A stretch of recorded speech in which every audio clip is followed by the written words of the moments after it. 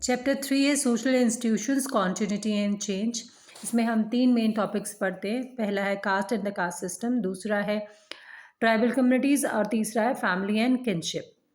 Cast and the caste system की further division है।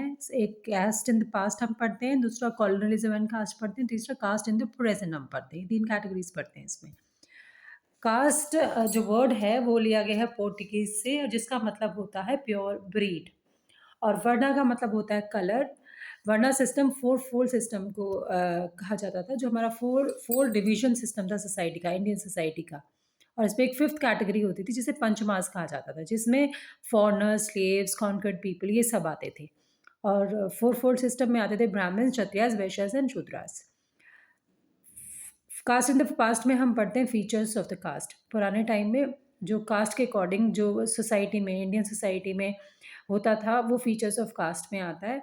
एक तो पहली बात ये कि कास्ट हमें मिलती है बाय बर्थ। दूसरा, कास्ट के अकॉर्डिंग ही हमें ऑक्यूपेशन मिलता था। तीसरा, कास्ट के बहुत ज़्यादा स्ट्रिक्ट रूल्स थे मैरिज और फूड शेयरिंग के बारे में। और कॉलोनिज्म एंड कास्ट में एक बड़ा इंपॉर्टेंट सा क्वेश्चन होता है कि 1901 का सेंसस क्यों इंपॉर्टेंट था, जो कि हर्बर्ट रिस्ले ने दिया था।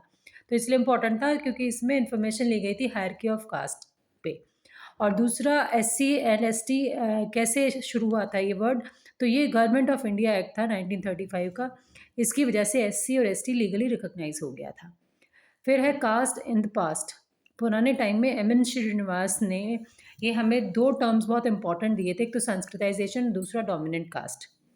डोमिनेंट कास्ट मतलब अलग अलग एरियाज में जो कास्ट डोमिनेंट होती थी वो डोमिनेंट कास्ट कहलाती थी।